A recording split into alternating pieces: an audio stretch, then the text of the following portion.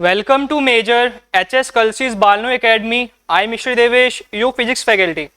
तो आज हम बेसिकली फिजिक्स का एक और टेस्ट करने जा रहे हैं ताकि आपको आइडिया मिल जाए कि आपके किस टाइप के क्वेश्चंस एग्जाम्स में पूछे जा सकते हैं। तो स्टार्ट करते हैं।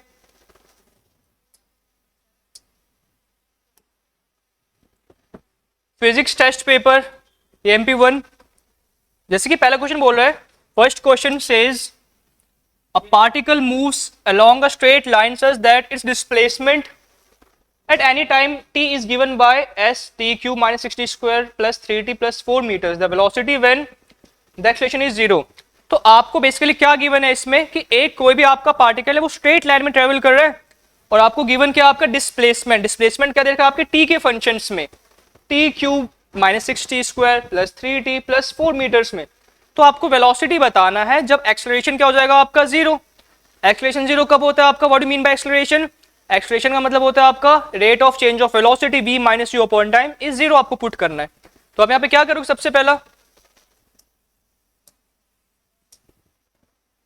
सबसे पहले आप डिस्प्लेसमेंट देखो। आप डिस्प्लेसमेंट क्या है आपका, डिस्प्लेसमेंट का आपको डेरिवेशन करना पड़ेगा। आपको मालूम है वेलोसिटी का फॉर्मूला क्या होता है, डिस्प्लेसमेंट अपॉन में टाइम। अगर मैं इस डिस्प्लेसमेंट का क्या करूंगा, डेरिवेशन कर दूंगा t के टर्म्स में ds बाय dt।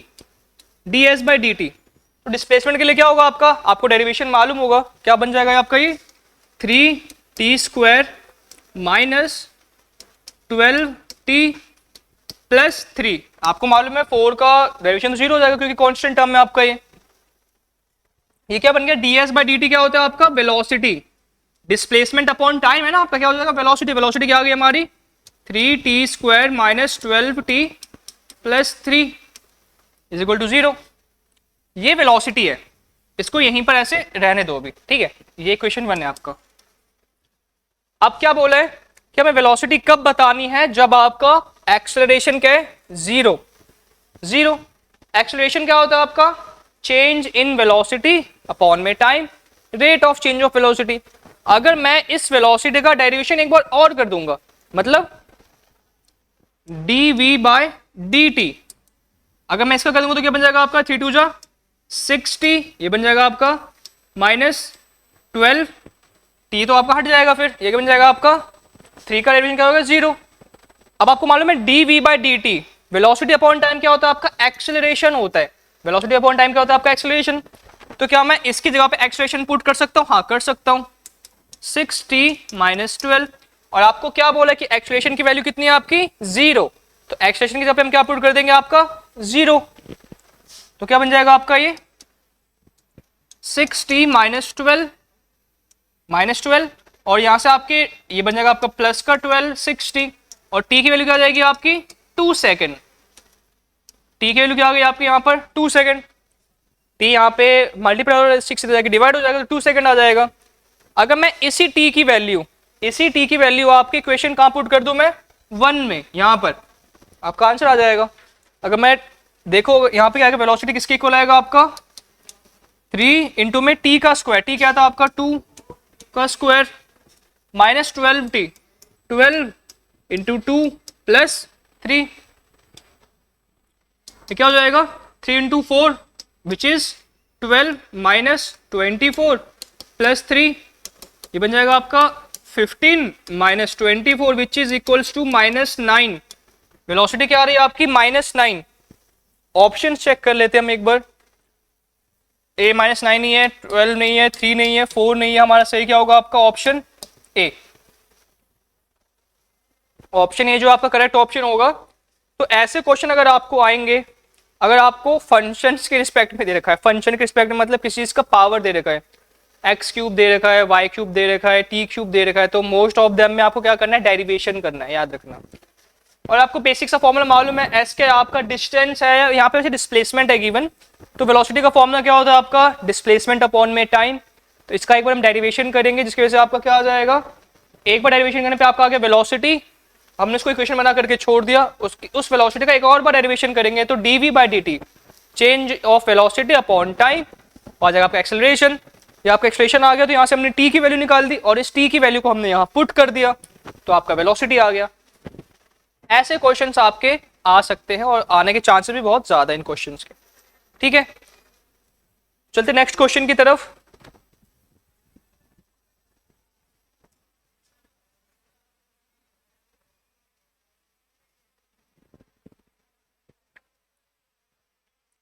जैसे अभी सेकंड है आपका, कंसिडर द फॉलोइंग स्टेटमेंट्स। आपको दो स्टेटमेंट दे रखे, अ body can have zero velocity and still be accelerating. एक आपकी वेलोसिटी जीरो हो सकती है फिर भी एक्सेलरेट कर सकता है, ठीक है। दूसरा आपका, a body can have a constant velocity and still have a varying speed. देखो आपका वेलोसिटी क्या होता है, पहले अगर हम सेकंड की बात करें, सेकंड स्टेटमेंट की वेलोसिटी का मतलब क्या होता है, एक होता है speed which is magnitude into direction. Speed क्या होता है इसका, डायरेक्शन, स्पीड क्या होता है मैग्नीट्यूड, और डायरेक्शन वो क्या होता है आपका वेलोसिटी। अब मुझे एक बात बताओ, अगर आपका डायरेक्शन वेरी नहीं कर रहा, मतलब डायरेक्शन चेंज नहीं हो रहा, लेकिन यहाँ पे स्पीड क्या, और स्पीड तो वेरी हो रहा है ना। अगर स्पीड आपका बार बार चेंज हो रहा है, ऊपर हो रहा है नीचे हो रहा है, तो स्पीड वेरी कर रहा है, इसका मतलब आपका वेलोसिटी कांस्टेंट नहीं रहेगा उस टाइम, क्योंकि आपका स्पीड क्या कर रहा है, वेरी कर रहा है, चेंज हो रहा है बार बार। अगर स्पीड आपका कांस्टेंट नहीं है, बार बार वेरी कर रहा है, तो आपका वेलोसिटी भी वेरी नहीं हो मतलब बेसिकली आपका कांस्टेंट नहीं हो सकता। क्यों? क्योंकि स्पीड चेंज होगा, वेलोसिटी की मैग्नीट्यूड चेंज होगी, मैग्नीट्यूड चेंज होगी बार बार, तो आपका वेलोसिटी कांस्टेंट कैसे रह सकता है। इसका मतलब स्टेटमेंट सेकंड क्या है आपका, इनकरेक्ट है। फर्स्ट है, अ body can have zero velocity and still be accelerating. एक बॉडी की वेलोसिटी आपकी जीरो हो सकती है लेकिन वो स्टिल एक्सेलरेट कर सकता है। कैसे? अगर आप देखोगे कि मान लो कोई आपका बॉडी था, उसने एक्सेलरेट करना स्टार्ट किया फ्रॉम रेस्ट, जीरो से, ठीक है। तो मान लो उसकी इनिशियल वेलोसिटी क्या हो जाएगी, जीरो, और फाइनल v कुछ ना कुछ तो होगी, तो v minus you upon time, मतलब v minus zero upon time, तो जो उसकी मेन वेलोसिटी है उसी वेलोसिटी थ्रू एक्सेलरेट कर रहा होगा वो। तो हाँ, आपका फर्स्ट स्टेटमेंट ठीक है, हाँ हो सकता है, इसकी वेलोसिटी जीरो है लेकिन एक्सेलरेट कर सकता है फिर भी। तो इसका ऑप्शन क्या जाएगा आपका, only first, A option, which is correct option. ठीक है,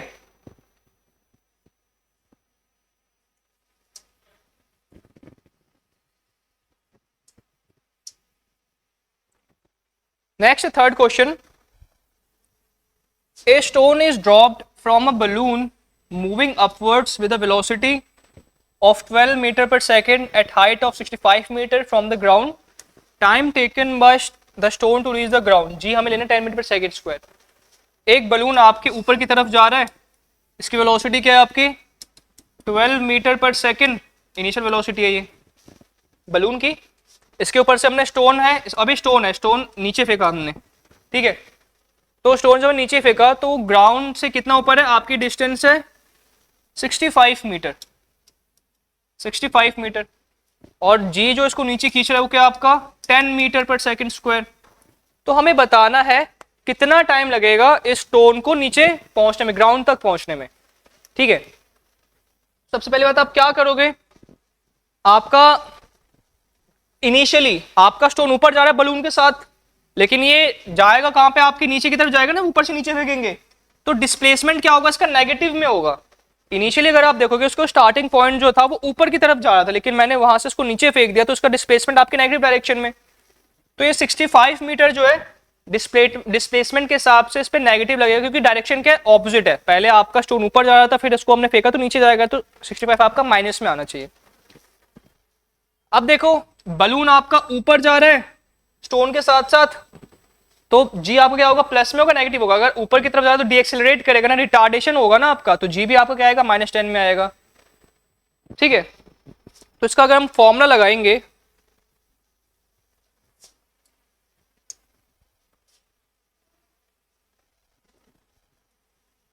ये बलून है ऊपर जा रहा है 12 मीटर पर सेकेंड के हिसाब से, जी होगी -10 मीटर पर सेकेंड स्क्वायर के हिसाब से, ठीक है। और डिस्प्लेसमेंट भी होगा आपका -65 मीटर, -65 मीटर, ठीक है। तो आप क्या करोगे, आप लगा दो इसका फॉर्मूला। फॉर्मूला क्या लगाओगे आप, डिस्प्लेसमेंट वाला, which is S is equal to UT plus half, या इस कंडीशन में GT स्क्वायर हो जाएगा ना, क्योंकि एक्सलेशन आ गया आपका। तो आपका 65 क्या है, डिस्प्लेसमेंट क्या है माइनस का 65, क्योंकि डिस्प्लेसमेंट आपके नेगेटिव डायरेक्शन में है, ऑपोजिट डायरेक्शन में। यू क्या है आपका 12, टाइम नहीं मालूम, ठीक है, हाफ जी क्या आपका -10, और ये क्या हो जाएगा आपका टी स्क्वायर। इसको आप सॉल्व करना है, -65 12t ये काट दो, इसको क्या बन जाएगा आपका ये माइनस का 5t स्क्वायर, ठीक है। इसको मैं इधर ले जाऊंगा तो क्या बन जाएगा आपका ये 5t स्क्वायर -12t -65 आ जाएगा आपका 0। ये बन गया आपका एक क्वाड्रेटिक इक्वेशन, बन गया आपका क्वाड्रेटिक इक्वेशन। इसको आप सॉल्व कर लो फॉर टी के लिए सॉल्व कर लो। आप करोगे तो क्या आएगा आपका, डिस्क्रिमिनेंट वाला फॉर्मूला होता है ना, -b plus minus under root B square -4ac upon 2a। b क्या है माइनस का 12 प्लस माइनस बी स्क्वायर मतलब 12 का स्क्वायर -4, a क्या आपका 5 और c क्या आपका माइनस का 65 अपॉन 2a, 2 अपॉन में a क्या था आपका 5 मतलब 10 हो जाएगा पूरा ना। इसको हम ऊपर सॉल्व करेंगे तो माइनस माइनस प्लस का 12 हो जाएगा, माइनस माइनस प्लस का 12 प्लस माइनस 12 का स्क्वायर क्या होता है आपका 144। अब देखो माइनस यहाँ पर है 4ac का, -4 और -65 प्लस का हो जाएगा ना, ये इन सबको मल्टीप्लाई करो तो क्या 4 5 20 20 × 65 तो 1300 के आसपास आ रहा है, 1300 ही आ रहा है, और 2 5 10 क्या हो जाएगा आपका 1444 अपॉन में 10 1444। ये किसका स्क्वायर रूट, ये किसका स्क्वायर होता है बेसिकली, ये स्क्वायर होता है आपका 38 का, इसका स्क्वायर होता है आपका 38, तो 12 प्लस माइनस 38 करेंगे हम अपॉन में 10। एक बार हम 12 को 38 से ऐड करके 10 से डिवाइड कर देंगे, और एक बार हम 12 को माइनस कर देंगे 38 से, क्योंकि प्लस माइनस का साइन है ना इसके बीच में। हम किसके लिए निकाल रहे, टी के लिए निकाल रहे, टाइम के लिए निकाले ना, ये हम किसके लिए निकाल रहे, टी की रिस्पेक्ट में निकाल रहे हैं, टी टाइम। इसमें क्या आएगा आपका 12 प्लस 38 50 अपॉन में 10 5, यहां पर टाइम आया आपका 5 सेकेंड, और इस कंडीशन में आपका 12 minus 38 which is equals to negative. Time आपका भी नेगेटिव में नहीं हो सकता, तो ये आपको करने की जरूरत है ही नहीं, टाइम आपका नेगेटिव में तो नहीं होगा, आपका टाइम होगा आपका पॉजिटिव में ही होगा। तो इस वाले कंडीशन में आपका टाइम का क्या वैल्यू आएगा, t is equal to 5 second. देखो ऐसी कंडीशन करने के लिए ना आपका थोड़ा बहुत कॉन्सेप्ट क्लियर होना चाहिए। कैसे, बलून ऊपर जा रहा है तो एक्सेलरेशन नेगेटिव होगा, नेगेटिव साइन का होगा क्योंकि ऊपर की तरफ जाए तो रिटार्डेशन होगा। डिस्प्लेसमेंट हमने यहाँ पे नेगेटिव क्यों लिया है, क्योंकि इनिशियली जब आपका बलून के साथ स्टोन भी तो ऊपर जा रहा था ना, अगर मैं यहाँ से गिराऊंगा तो स्टोन जा रहा था पहले ऊपर डायरेक्शन में, जब फेंकने के बाद ये नीचे डायरेक्शन में जा रहा है, तो डिस्प्लेसमेंट इनिशियल पॉइंट के हिसाब से ऑपोजिट डायरेक्शन में होगा, डिस्प्लेसमेंट क्या होगा आपके नेगेटिव डायरेक्शन में होगा ठीक है, नेगेटिव डायरेक्शन में, इसे डिस्प्लेसमेंट में नेगेटिव लिया। बाकी फॉर्मूला सारा वही है, नॉर्मल फिजिक्स है, s equal two plus half 80 square वाला। एट लास्ट आपका टाइम आ गया आपका 5 सेकंड, ठीक है। तो आपका कौन सा बनेगा इसमें, आपका 5 सेकंड कौन सा था आपका, ऑप्शन बी। इसका ऑप्शन बी सही है, थर्ड वाले का ऑप्शन बी सही है, 5 सेकंड्स।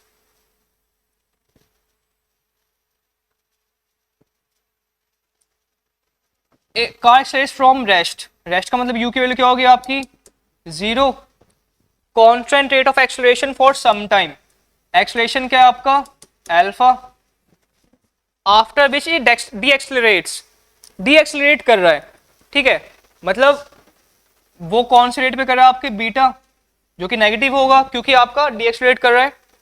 कम्स टू रेस्ट, इस कंडीशन में वी की वैल्यू क्या होगी आपकी 0, फाइनल वेलोसिटी 0 क्योंकि रेस्ट पे आ रहा है।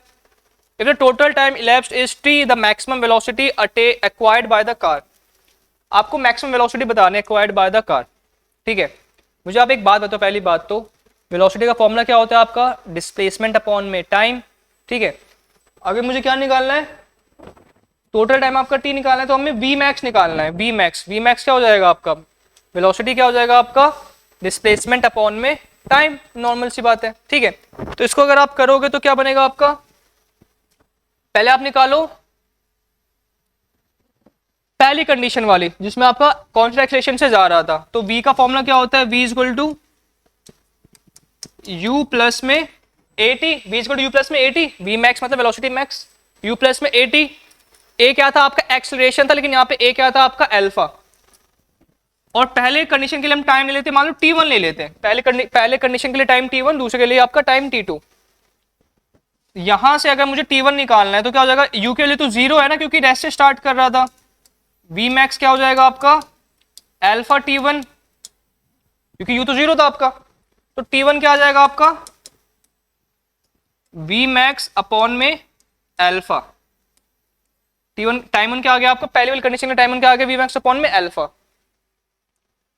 अब दूसरे टाइम के लिए निकाल दो, दूसरे के लिए डीएक्सेलरेट जो कर रहा था, v max is equal to u plus में, अच्छा डीएक्सेलरेट कर रहा है, डीएक्सेलरेट, तो जो आपका सेकंड कंडीशन में एक्सेलरेशन होगा नेगेटिव होगा ना, डीएक्सेलरेट कर रहा है, माइनस बीटा, और इसके लिए टाइम ले लो t2, ठीक है।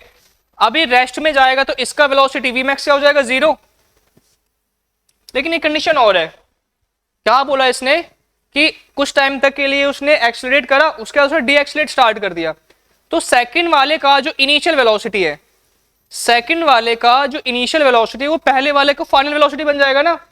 जैसे मान लो ये गाड़ी जा रही है, यहां तक से स्पीड बढ़ाई, एक्सेलरेशन बढ़ी, इसके बाद इसने घटाना स्टार्ट कर दिया, इसकी जो पहले वाली कंडीशन की फाइनल वेलोसिटी थी वो इनिशियल वो दूसरे वाले के लिए इनिशियल वेलोसिटी बन जाएगी ना, ऑब्वियसली बात है। तो मैं यहाँ पे यू की जगह पे क्या पुट कर दूंगा आपका v मैक्स, ये क्या हो जाएगा माइनस बीटा, ये माइनस का साइन होगा ना क्योंकि डीएक्सेलरेट कर रहा है, t2, अब बीटा इधर चला गया, ये क्या बनेगा प्लस का v मैक्स, तो टाइम 2 भी क्या आ गया आपका v मैक्स बाय बीटा। अगर मुझे टोटल टाइम निकालना है, टोटल टाइम क्या होगा आपका,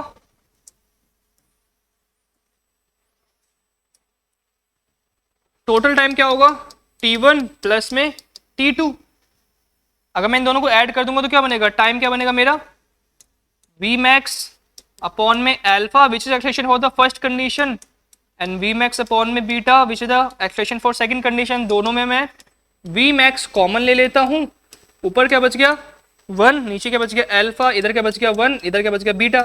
अब सॉल्व हो गया, एलसीएम ले लो बस इसका,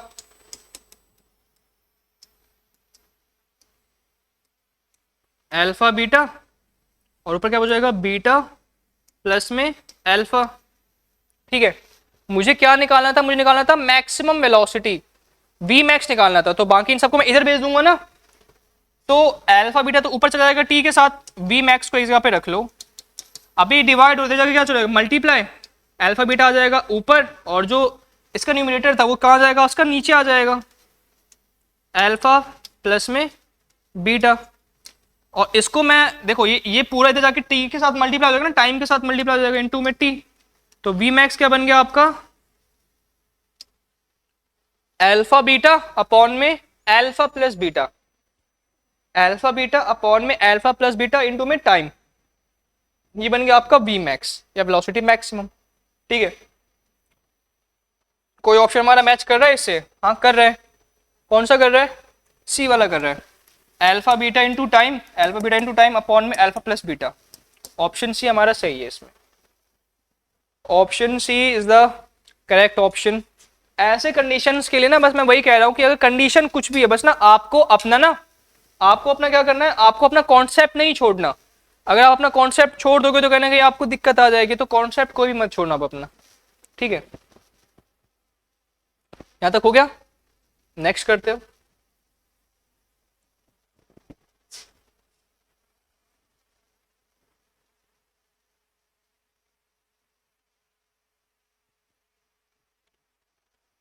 क्वेश्चन देखो, a body starts from rest and moves with uniform acceleration, the ratio of distance covered in nth second to the distance covered in n seconds. एक कंडीशन में आपको टाइम को n मानना है, एक कंडीशन में आपको nth वाले का तो एक स्पेसिफिक फॉर्मूला ही होता है, वो तो चलो कोई दिक्कत वाली बात नहीं। तो आपको क्या निकालना है, अ body starts from rest and moves with uniform acceleration, तो आप S1 और S2 निकालोगे ना, इसमें S क्या होता है आपका, पहले n n टाइम के लिए निकालो, n सेकेंड्स के लिए, मतलब n टाइम के लिए। s is equal to U T plus half A T square. ठीक है, अगर ये रेस्ट से स्टार्ट कर रहा है तो u क्या होगा इसका 0, Sn वाले में क्या हो जाएगा, ये तो पूरा 0 बन गया, ये क्या बन गया आपका हाफ, a तो a ही है लेकिन t की जगह पे हमने क्या लिया था आपका n, यहाँ पे n स्क्वायर लिख देना आप, t की जगह पे हमने क्या लिया था n सेकंड लिया था ना, तो t सेकंड मतलब n सेकंड्स, Sn क्या बन गया आपका हाफ a n स्क्वायर, ये बन गया आपका equation first a n square. ठीक है, अब हम लेते हैं आपके nth कंडीशन वाली। nth का तो एक स्पेसिफिक फॉर्मूला ही होता है, एस nth का एक फॉर्मूला ही होता है, क्या आपका फॉर्मूला क्या होता है आपका, a by two n minus one, इसका फॉर्मूला क्या होगा आपका a by two n minus one, ये सेकेंड इक्वेशन हो गई। इन दोनों का हम रेशियो ले रहे हैं, ये आपका स्पेसिफिक फॉर्मूला है nth सेकंड के लिए, इसको हम क्या रखेंगे ऊपर, इसको ऊपर और इसको नीचे, एस nth अपॉन में एस एन, ऊपर क्या था a बाई टू ब्रैकेट में n माइनस वन, नीचे क्या आएगा आपका, ये भी तो a बाई टू ही है, n स्क्वायर होगा बस, यहाँ पर a बाई टू, वन को a से मिलेगा तो a आ जाएगा ना आपका, a से a कट गया, टू से टू कट गया, तो एस nth अपॉन में एस एन वाले का क्या बन जाएगा आपका n माइनस वन अपॉन में n स्क्वायर वाला, n माइनस वन अपॉन में n स्क्वायर वाला। अच्छा यहाँ पे ना एक चीज का ध्यान रखना, यहाँ पे फॉर्मूले में ना 2n होता है, 2n माइनस वन होता है, यहाँ पे 2 लगा देना सब, 2n minus one, a by two bracket में 2n माइनस वन होता है आपका, तो ये वाला फॉर्मूला होता है आपका, ये वाला याद रखना फॉर्मूला, एक स्पेसिफिक फॉर्मूला होता है, अगर nth सेकंड में कोई भी आपका ऑब्जेक्ट nth सेकंड में कितना डिस्टेंस ट्रेवल करता है तो फॉर्मूला होता है, ठीक है, एस nth का a बाई टू ब्रैकेट में 2n माइनस वन होता है, 2n, ठीक है, यहाँ पे 2n लगाना जरूरी है, 2n 2n 2n, a by two से a बाई टू कट गया, तो ऊपर क्या बचा 2n minus one by n square, तो क्या बचेगा आपका, ना ये है ना ये है ना ये है, आपका क्या है ऑप्शन ए। ठीक है,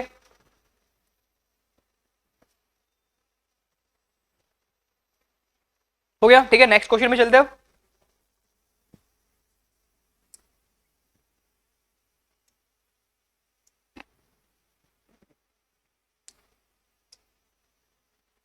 The velocity time graph of a moving object is straight line inclined to the time axis। ठीक है, बोल रहा है कि स्ट्रेट लाइन में ट्रेवल कर रहा है, ये मान लो आपका टाइम एक्सिस है, और ये क्या आपका डिस्टेंस मान लो, डिस्प्लेसमेंट मान लो, आपका क्या है वेलोसिटी टाइम है ना, ये अगर टाइम है तो क्या होगा आपका वेलोसिटी होगा। ठीक है, अभी क्या बता रहा है कि मूविंग ऑब्जेक्ट स्ट्रेट लाइन है incline to time, incline to time, time के इंक्लाइंड आ रहा है। आपने सुना होगा वेलोसिटी टाइम ग्राफिक कंडीशन में अगर कोई भी ऑब्जेक्ट जो होता है, ठीक है, वो अगर इंक्लाइन टू टाइम वाला एक्सिस, टाइम एक्सिस का इंक्लाइन आने लग जाता है तो उस कंडीशन वो क्या बताता है आपको, वो बताता है आपके इनिशियल पॉइंट से फाइनल पॉइंट के बीच का difference which is displacement. Velocity time graph moving object के जो कि स्ट्रेट लाइन में इंक्लाइंड आ रहा है आपके टाइम एक्सिस के पास, तो वो जो एरिया आएगा उसके अंदर टाइम एक्सिस के जो आपका इंक्लिनेशन के नीचे जो एरिया बनेगा वो क्या बनेगा आपका डिस्प्लेसमेंट शो करेगा, आपका डिस्प्लेसमेंट। ठीक है, ये इजी, कुछ मुश्किल नहीं है।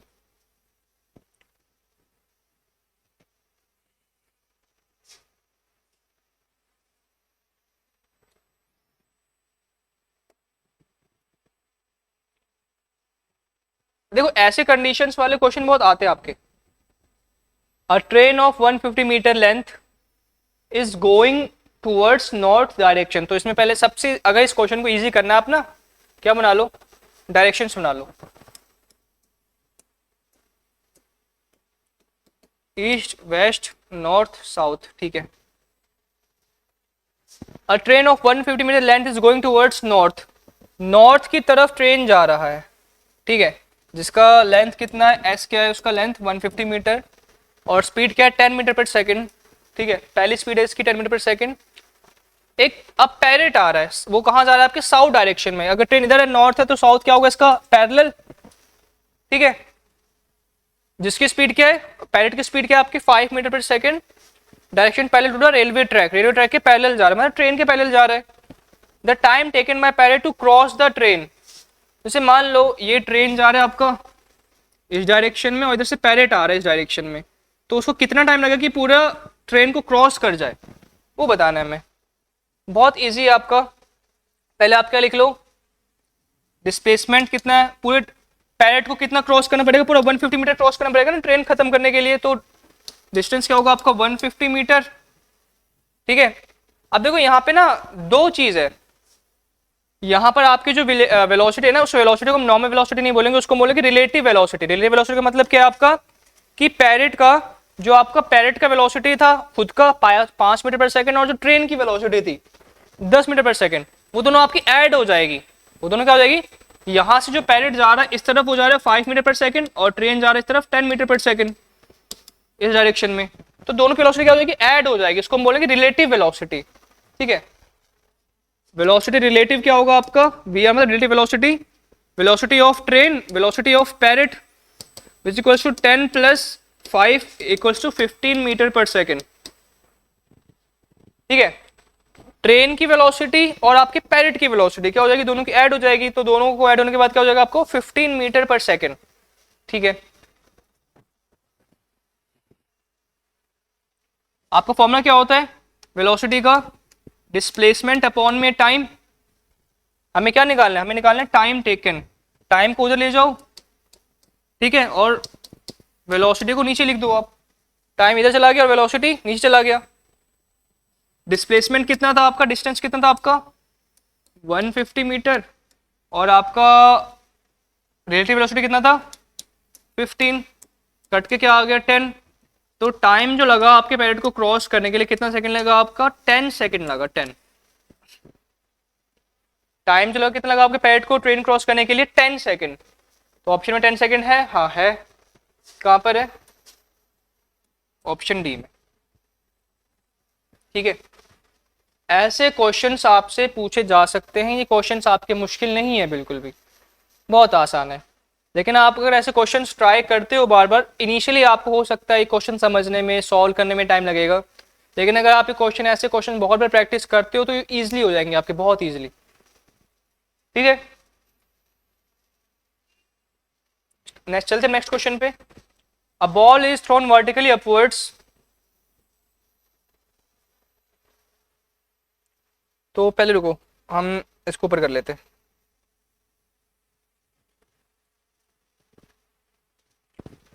एक बॉल को हमने ऊपर फेंका with velocity u from the ground, the ball pass specific point p, height h at time t1 and t2, what relation between t1 t2। बहुत देखो ये क्वेश्चन ना लैंग्वेज थोड़ा अलग सा है, इसको समझाता हूँ मैं क्या बोल रहा है। ये मान लो ग्राउंड है, यहाँ से मैंने बॉल फेंका ऊपर, ये एक पॉइंट P को क्रॉस करता है, नीचे जब बॉल आपका नीचे से ऊपर जा रहा है तब जो इस पॉइंट पे क्रॉस कर रहा है वो टाइम क्या था आपका t1। अब वो मैक्सिमम हाइट पे चला गया, फिर वापस बॉल नीचे आया, वापस इस पॉइंट को क्रॉस करता है नीचे आते वक्त t2 पे, ऊपर जाते वक्त t1 से, नीचे आते वक्त t2 से, टाइम t2। मतलब जैसे मान लो मैंने इसको ऐसे ऊपर फेंका, ये एक स्पेसिफिक पॉइंट है, मैंने इसको ऊपर फेंका तो एक टाइम पे ये क्रॉस करता है इस पॉइंट को, उसको मैंने नाम दे दिया t1, ऊपर जाने के बाद वापस नीचे भी तो गिरेगा, वापस पॉइंट को क्रॉस करता है उस टाइम को, इंटरवल को मैं नाम दे दिया t2, वापस नीचे गया। इन दोनों का रिलेशन पूछ रहा है t1 और t2 का। तो इसको आप कैसे निकाल सकते हो, आपको सारी चीजें दे रखी है, u दे रखा है, h दे रखा है, इनके बीच का डिस्टेंस क्या था आपका h दे रखा है, तो t1 t2 और h के बीच का रिलेशन बताना है आपको। तो सबसे पहली बात आप फॉर्मूला क्या लगाओगे, फॉर्मूला वही लगाओगे क्या, s is equal to ut plus half at square, लेकिन s की जगह पे यहाँ पे क्या बन जाएगा आपका h,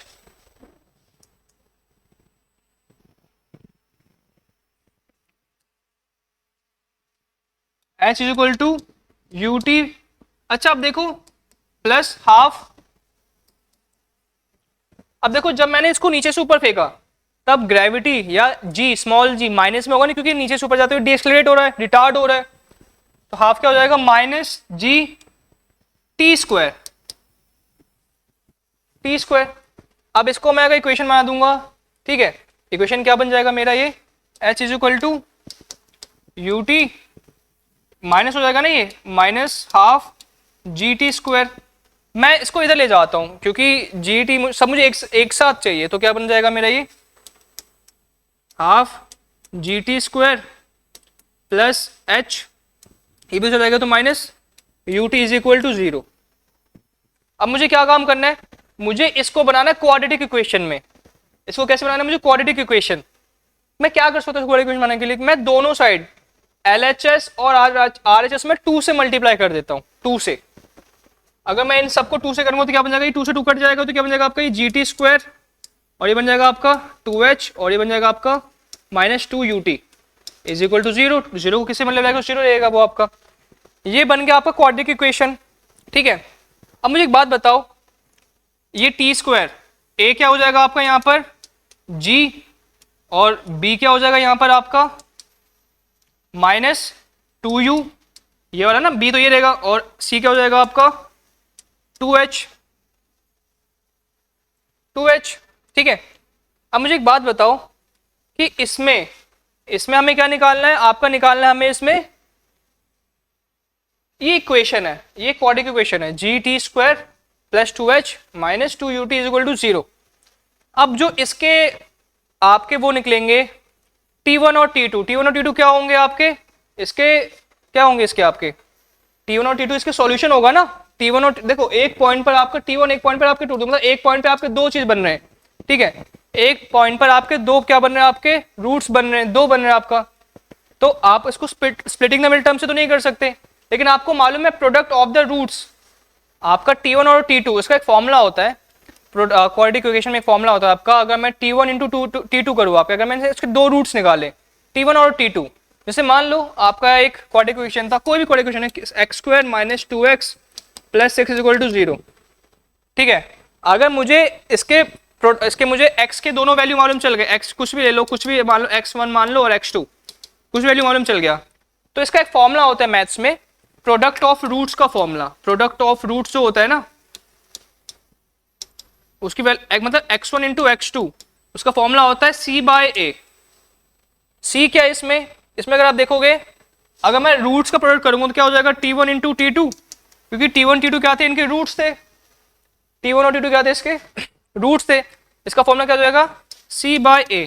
c क्या था आपका 2h और a क्या था आपका g, तो इसका रिलेशन क्या बन गया आपका T1 T2 is equal to 2h by g। कोई इक्वेशन मैच हो रही है हमारी इसमें से, अगर हम देखेंगे तो T1 plus T2 is equal to, नहीं ये वाला नहीं हो रहा, T1 T2 is equal to 2h by g, ये वाला हो रहा है। बाकी भी देख लेते हैं, ये भी नहीं हो रहा, ये भी नहीं हो रहा। कौन सा हो रहा है हमारा, ऑप्शन बी हो रहा है, T1 T2 is equal to 2h by g। देखो यहाँ पर सारी चीज किस चीज पे आपकी टिकी हुई थी, सारी चीज टिकी हुई थी आपके ये वाला प्रोडक्ट ऑफ रूट्स के ऊपर। प्रोडक्ट ऑफ रूट्स का फॉर्मूला होता है आपके किसी भी क्वाड्रेटिक इक्वेशन का c बाय a होता है आपका। इसमें से हमने पहले क्वाड्रेटिक इक्वेशन बनाया, इसका c और a ढूंढा। c क्या था इसका, c था इसका 2h और ये क्या था g, हमने डिवाइड कर दिया बस। T1 ये क्या है, रूट का प्रोडक्ट का फॉर्मूला क्या था c by a 2h by g, तो एक्सप्रेशन क्या बन गया T1 T2 का 2h बाय g बन गया आपका, ठीक है। तो ऐसे क्वेश्चंस आपसे पूछे जा सकते हैं और ये क्वेश्चन ऐसे क्वेश्चंस आपके आएंगे भी, ठीक है। आते नेक्स्ट क्वेश्चन पर। अब हम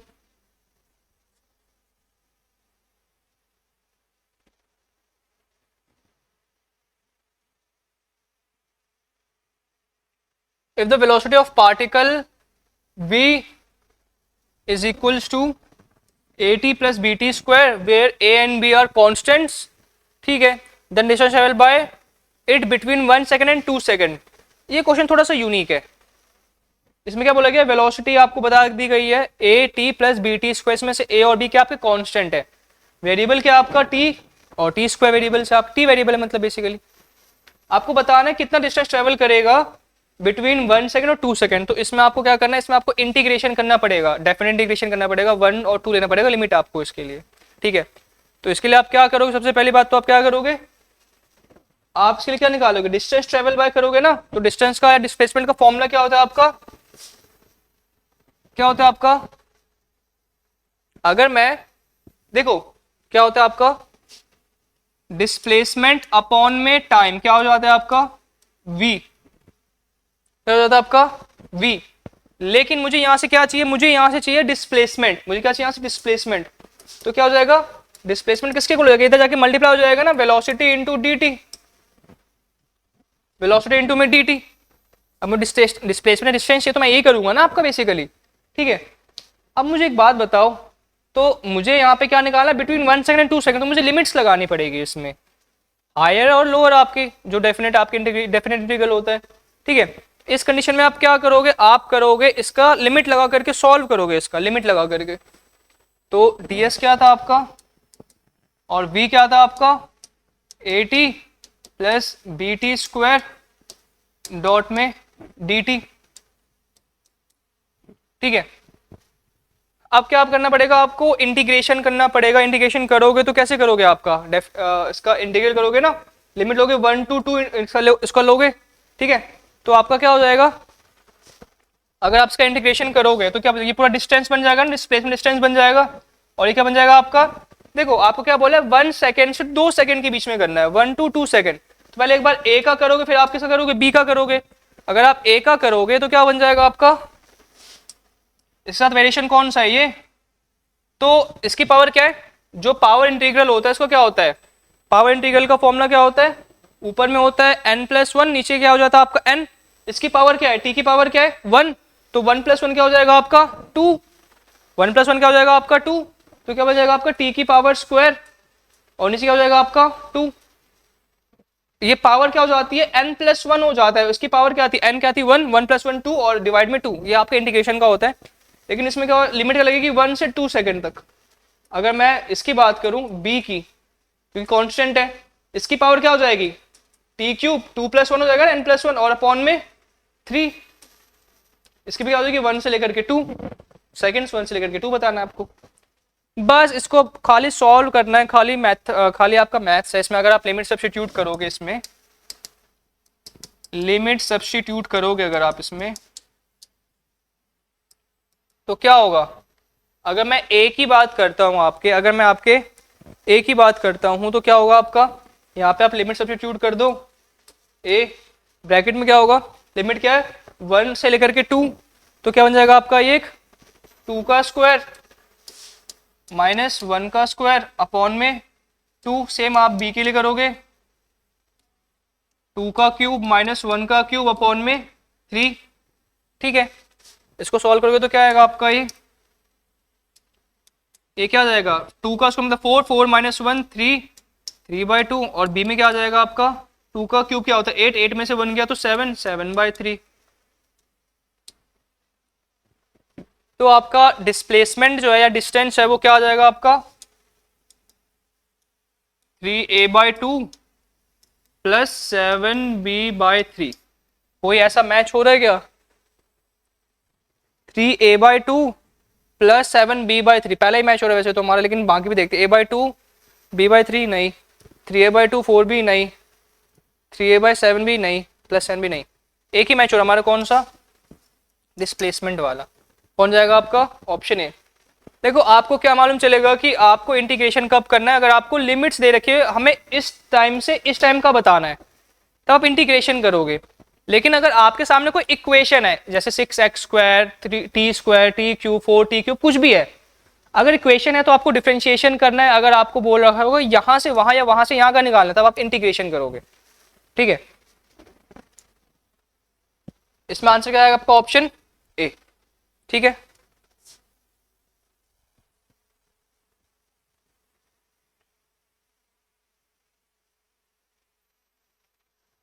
अब क्या आपका an object moving with a speed of 6.25 meter per second is accelerated at the rate of given by dv by dt is 2.5 under root v minus का the time taken by the object to come to rest, मतलब v आपका at the end क्या होगा आपका 0।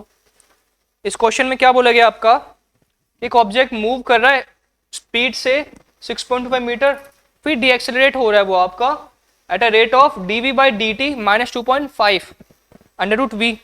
आपको क्या बताना है इसमें, आपको टाइम बताना है, क्या बताना है आपको टाइम। तो आप क्या करोगे पहले dv by dt करोगे तो यहां से आप क्या निकाल दोगे, आप बेसिकली इसको भी हमें क्या करना पड़ेगा, इसको भी थोड़ा बहुत इंटीग्रेशन ही करना पड़ेगा क्यों, मैं आपको बताता हूं। यहां से आप क्या कर लो, साथ में लिख लो सबको। हमें क्या दे रखा है, dv बाई डी टी दे रखा है हमें -2.5 अंडर रूट वी। वी को साथ में लिख लो, dv by root V is equal to -2.5 into में टी। ठीक है, अगर आप इसको नॉर्मल सॉल्व करते जाओगे, नॉर्मल अगर आप इसको सॉल्व करते जाओगे तो आपका वेलोसिटी कहां से कहां तक का बन गया। एक लिमिट क्या थी आपके वेलोसिटी की, एक लिमिट थी आपकी 6.25। अब अगर मैं इसको सॉल्व करूंगा dv by under root V वाले को, तो ये क्या हो जाएगा आपका, ये क्या हो जाएगा आपका बेसिकली, अगर मैं इसको लिखूंगा देखो ये क्या हो जाएगा आपका, ये तो dv है ही ऊपर, और नीचे क्या बन जाएगा आपका, बन जाएगा ना v की पावर 1/2।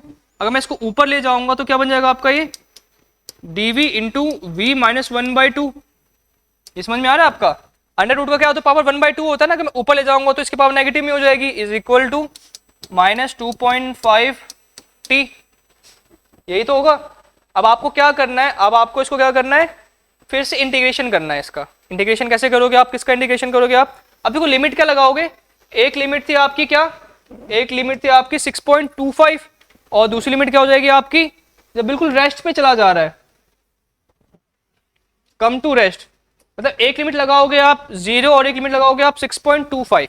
बाकी आपको इसमें भी क्या करना है, नॉर्मल इंटीग्रेशन ही करना है। इंटीग्रेशन कहां से कहां तक का करोगे, कहां से कहां तक करोगे, इनिशियली क्या था आपका 6.25 और ऊपर जाकर क्या था आपका लिमिट 0। अब आपका बनेगा क्या, v की power -1/2 dot dv is equal to क्या था आपका -2.5 dt। यही तो था, हाँ ये तो था आपका dt। ठीक है, अब इसको क्या करना है आपको, नॉर्मली क्या करना है, इंटीग्रेशन करना है। इंटीग्रेशन करोगे आप, ठीक है, इंटीग्रेशन क्या हो जाएगा आपका, इसका करोगे तो क्या हो जाएगा आपका, इसकी पावर क्या थी, पावर थी आपकी -1/2।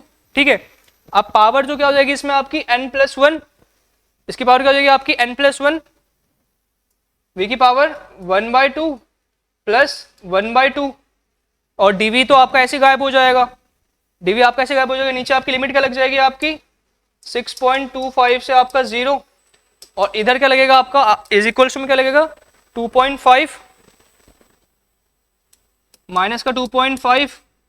अब इसका टाइम कहां से कहां लोगे आप, एक टाइम है आपका 0 और एक टाइम क्या हो जाएगा इसका t। ठीक है, अब इसको अगर आप सॉल्व करोगे तो क्या आएगा, इसको सॉल्व करते जाओ तो आपका एट लास्ट क्या बन जाएगा आपका, ये क्या बन गया आपका √2 और ये क्या बन गया आपका v की पावर 1/2 है, तो ये क्या हो जाएगा आपका 2 और रूट में v क्यों है, क्योंकि इसके आपके पावर क्या है, v की पावर क्या है आपका, v का जो पावर है आपका क्या है बेसिकली 1/2 है ना, तो ये क्या बन जाएगा आपका 2√v और ये क्या बन जाएगा 6.25 से 0। इसको नॉर्मल इंटीग्रेशन करते जाना है तो आपका क्या बन जाएगा, ये इसका तो ये हो जाएगा माइनस का 2.5 टी, क्योंकि 0 से लेकर के आपको t पे जाना है, इसमें कोई दिक्कत नहीं है। इसका क्या होगा, एक बार आपको v की वैल्यू की जगह पे क्या पुट करना है 0, एक बार आपको v की वैल्यू पे क्या पुट करना है आपका 6.25। यहां पर देखो एक बार 2 में v की वैल्यू क्या पुट करना पड़ेगा आपको 0, v की वैल्यू में क्या पुट करोगे आप 0 और एक बार क्या पुट करोगे आप v की वैल्यू में 6.25 और यहाँ पे इक्वल टू में क्या आएगा 2.5 t, ये हो जाएगा आपका 0, ये हो जाएगा ये क्या हो 0 -2। अब 6.25 किसका आपका होता है, स्क्वायर होता है 2.5 का होता है, किसका होता है 25 × 25 से 25, तो ये क्या हो, किसका हो जाएगा 2.25 इज इक्वल टू -2.5 t। अभी क्या हो जाएगा आपका, अगर आप इसको सॉल्व करोगे ये 2.5 होगा, 25 625 होता है ना 2.5, ये बन जाएगा आपका, ये माइनस का साइन था -2 5 जा 2 × 2.5 5 बन जाएगा और ये क्या बन जाएगा आपका माइनस का 2.5 t। अब देखो माइनस से माइनस साइन कट गया, t क्या आ गया आपका 5/2.5 नीचे आ गया ना, तो 2 से कट गया तो टाइम की वैल्यू क्या आ गई आपकी 2 सेकेंड, टाइम की वैल्यू क्या आ गई आपकी 2 सेकेंड, जो कि आपके ऑप्शंस में है, ऑप्शन बी में है। देखो ये क्वेश्चन थोड़ा सा आपका यूनिक है, यूनिक क्यों है, क्योंकि आपका जो वैल्यूज दे रखा है ना dv/dt, आपको लिमिट्स दे रखा है 6.25 से आपका रेस्ट मतलब b की वैल्यू 0, ऐसे ऐसे आपको करना पड़ेगा, लिमिट्स लगानी पड़ेगी। अगर आपको किसी स्पेसिफिक पॉइंट से दे रखा है, इस पॉइंट से उस पॉइंट, उस पॉइंट से इस पॉइंट का, तब आपका ये लिमिट लगाना ही पड़ेगा, ठीक है। तो इस कंडीशन में आपकी वैल्यू क्या हो जाएगी, आपकी 2, जो कि आपका ये आंसर है, ठीक है। आंसर होगा इसमें आपका बी।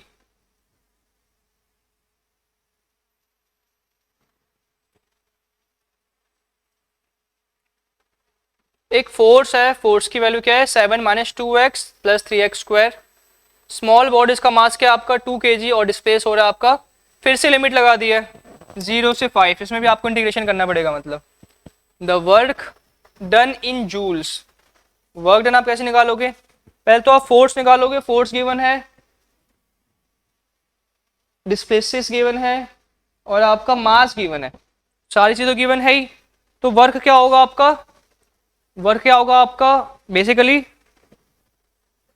वर्क डन निकाला है ना आपको, वर्क डन क्या होगा आपका, डिस्प्लेसमेंट कहां से आपके x0 से x5 तक, वर्क डन का फॉर्मूला क्या होता है आपका, force into displacement, x initial से x फाइनल, कहां डिस्प्लेसमेंट हुआ 0 से 5, और पावर का फॉर्मूला क्या होता है आपका f.dx, मतलब fx मतलब x के फंक्शन में दे रखा है तो fx लिखना, और dx मतलब डिस्प्लेसमेंट, फोर्स इनटू डिस्प्लेसमेंट ही तो क्या होता है आपका वर्क होता है ना, फिर से आपको इंटीग्रेशन करना है। तो आप क्या लिख दो यहाँ पर, वर्क में आप क्या लिखोगे, 0 से आपका 5 तक था, फोर्स यहाँ पे आप क्या लिखोगे 3x² माइनस 2x प्लस 7, और ये क्या होगा आपका dx, यही तो होगा आपका। अब इसको अगर आप सॉल्व करते जाओगे तो पहले क्या करोगे आप, 0 से 5 के लिए करोगे इसे, वर्क डन क्या होगा आपका 3x² minus 2x plus 7, limit लगा दोगे इस पे क्या 0 से 5 की, क्योंकि डिस्प्लेस कहाँ से 0 से 5 का हो रहा है, डॉट dx। अब इसमें इंटीग्रेशन कर दोगे, तो इंटीग्रेशन करोगे तो क्या आएगा आपका, इसमें कुछ नहीं है, इसमें आपका कुछ भी नहीं है 7 के साथ, या आप इसको कैसे लिखोगे, देखो इसकी पावर क्या है आपका, इसकी पावर क्या है आपकी 2, तो क्या हो जाएगा 2 + 1/3, ये क्या बन जाएगा आपका 3x³ 3। अब देखो इसकी पावर क्या है 1, तो 1 + 1 2 और अपॉन में 2, मतलब 2x² अपॉन में 2, और 7 के साथ कुछ भी नहीं है, तो 7 की पावर आप क्या लगा दोगे नॉर्मल, 7 की पावर में आपका एक x ऐड हो जाएगा बस, डॉट dx, 2 से 2 कट गया, 3 से 3 कट गया, लिमिट तो आपकी लगी रहेगी ना अभी 0 और 5 की। ये क्या बन गया आपका x³ minus x² plus 7x, limit क्या है इसकी 0 से आपका 5 डॉट dx। अबे थोड़ा सिंपल इक्वेशन बन गया ना आपका, ठीक है।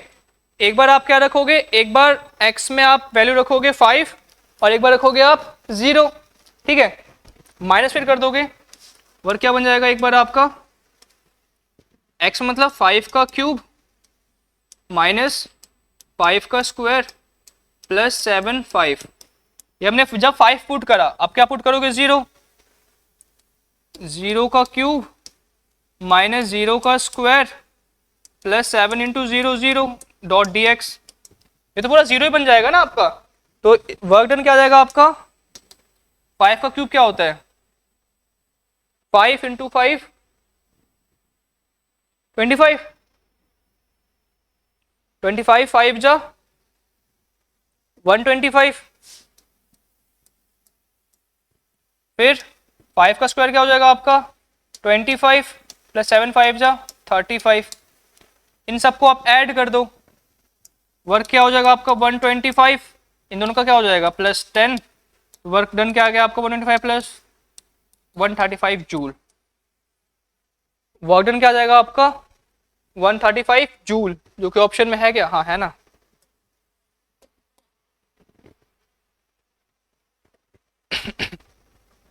वन 135 जूल, ठीक है। तो देखो ऐसे इंटीग्रेशन अगर आपको आता है तो बहुत ही इजी है, अगर आप इंटीग्रेशन कर पाते हो, डेफिनेट इंटीग्रेशन कर पाते हो तो आपके लिए बहुत ही इजी क्वेश्चन है, कुछ मुश्किल नहीं है ये। 12th क्वेश्चन है, which of the following statement regarding conservative and non conservative forces is incorrect? Incorrect बताना है आपको। Work done by conservative force over a close loop is zero. आपका वर्क डन जो होता है किसी भी कंजर्वेटिव फोर्स का क्लोज लूप में क्या जीरो होता है? हाँ जीरो होता है। ये तो करेक्ट है, लेकिन हमें क्या बताना है? Incorrect. Frictional force non conservative force, क्या frictional force non conservative force होता है? हाँ नॉन कंजर्वेटिव फोर्स होता है। वैसे तो स्टेटमेंट ठीक है, लेकिन हमें क्या ढूंढना है? इनकरेक्ट ढूंढना है ना, लेकिन ये नहीं है incorrect. Central forces are generally non conservative. देखो सेंट्रल फोर्सेस जो होते हैं ना वो मेनली आपके कंजर्वेटिव होते हैं, नॉन कंजर्वेटिव नहीं होते। लेकिन यहाँ पे क्या लिखा हुआ है? Non conservative. ये स्टेटमेंट आपका इनकरेक्ट है, लेकिन हमें इनकरेक्ट ही तो चाहिए। तो हमारे इस ऑप्शन के हिसाब से तो ऑप्शन सी क्या होगा आपका? सही ऑप्शन होगा ना। तो ऑप्शन सी यहाँ पे क्या आपका करेक्ट है।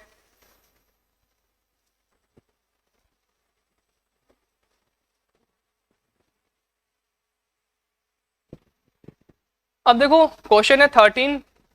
एक पंप है आपका, ठीक है, एक पंप आपके ग्राउंड फ्लोर है, बिल्डिंग पे पानी पंप कर रहा है। Fill the tank in 30 metre cube in 50 minutes. If the tank is 40 metre above the ground. ये इतने में नहीं होगा, इसको हम थोड़ा बड़ा करना पड़ेगा। वॉल्यूम क्या था? वॉल्यूम था 30 मीटर क्यूब और टाइम था 15 मिनट।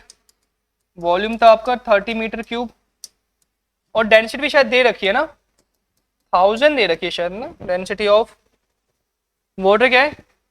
3 की 10 की पावर 3 मतलब 1000 kg पर मीटर क्यूब।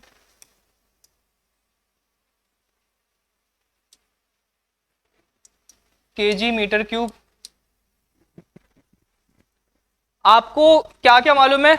आपको वाटर का वॉल्यूम मालूम है, आपको वाटर का डेंसिटी मालूम है, तो आप इससे मास निकाल सकते हो। कितनी हाइट पर था आपके वो?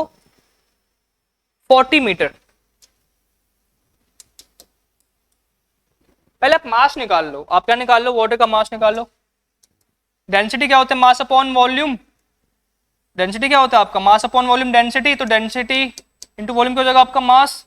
डेंसिटी क्या था आपका? 1000 और वॉल्यूम कितना था आपका? 30। ठीक है, लेकिन आप देखो आपका वॉल्यूम जो है ना वो किस में? आपका मीटर क्यूब में है। किस में? आपका मीटर क्यूब में। ठीक है, तो अगर आप मीटर क्यूब को कन्वर्ट करोगे किस में? आपका लीटर में, या फिर आप ऐसे भी छोड़ सकते हो। तो क्या हो जाएगा आपका? 30 क्या बनेगा आपका? 30,000 kg। ये आपके क्या आ गया? मास आ गया ना वाटर का। ठीक है, अब जो आपका इसका क्या होगा? वेट होगा। ठीक है, आपका जो अच्छा वर्क डन होगा, ये मान लो वर्क डन होगा। वर्क डन में आपका एनर्जी की इक्वल होगा ना, क्योंकि हाइट पे रखा हुआ है ना वाटर, आपका हाइट पे रखा हुआ है। अगर आपका पंप पानी सक कर रहा है नीचे से ऊपर तो वर्क डन होगा ना। वर्क डन आपकी पोटेंशियल एनर्जी होगा क्या? mgh। m क्या आपका? 30,000। g क्या है आपका? 10 और h क्या आपका? 45 या सॉरी 40 है। h क्या आपका? 40 है। तो क्या हो जाएगा आपका? 4 3 जा 12। 1 2 3 4 5 6। 1 2 3 4 5 6।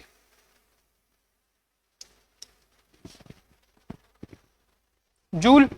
12,000 से भी ज्यादा। 1 10 100,000 लाख 10 लाख करोड़। 1 करोड़ 20 लाख जूल। ये इतना इसका क्या करना पड़ेगा? थोड़ा ज्यादा आ रहा है, लेकिन कोई बात नहीं, देखते भी आगे हम। इतना क्या उसको काम करना पड़ेगा? इतना जूल उसको काम करना पड़ेगा। अब देखो पंप की जो एफिशिएंसी होती है, ठीक है, पंप की एफिशिएंसी, पावर का फॉर्मूला क्या होता है? पंप कितने पावर से काम करेगा आपका?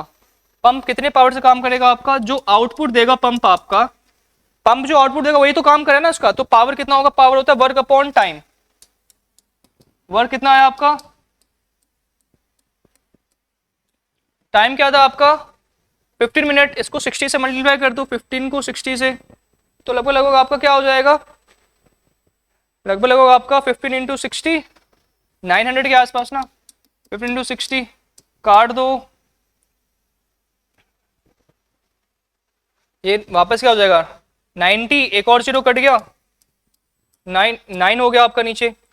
तो 1,20,000 को आप 9 से डिवाइड कर दो, अप्रोक्सीमेटली अगर आप 1,20,000 को अगर आप 9 से डिवाइड कर देते हो तो आपका क्या बन जाता है बेसिकली 13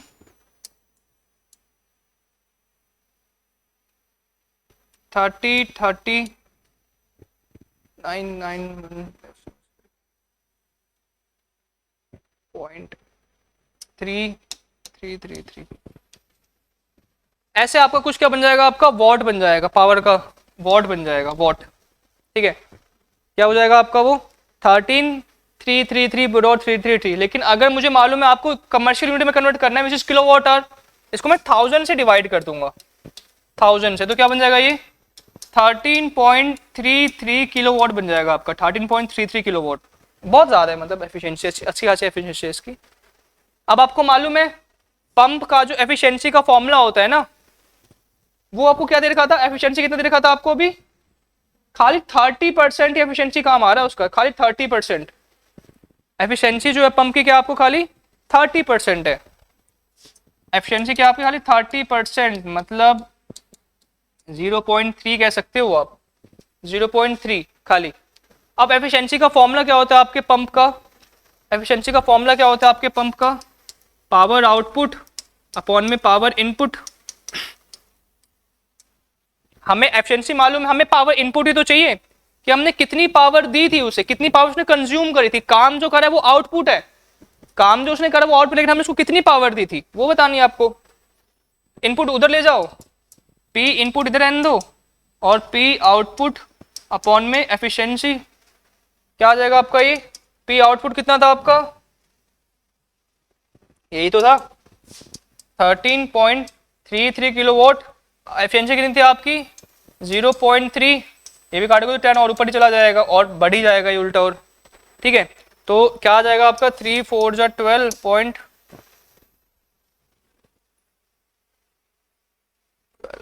ऐसे करते करते करते आपकी इसकी एफिशिएंसी और बढ़ जाएगी बेसिकली। ठीक है, इसमें भी आएगा 4.4444 ही आया जा रहा है इसमें भी। तो इसका जो आसपास आएगा आपका, इसका जो आसपास आएगा आपका क्या आएगा बेसिकली 4.44 आएगा, इसको 10 से मल्टीप्लाई करो तो क्या आ जाएगा आपका 44.44 बढ़ता रह जाएगा आपका किलोवाट। ठीक है, मतलब हमने उस मोटर को इनिशियली जो पावर दिया था वो दिया था 44.4444 किलोवाट और मतलब किलोवाट, और उसने हमें काम कितना करके दिया, काम करके दिया 13.333, क्योंकि 30% ड्रॉप हो गया था उसका।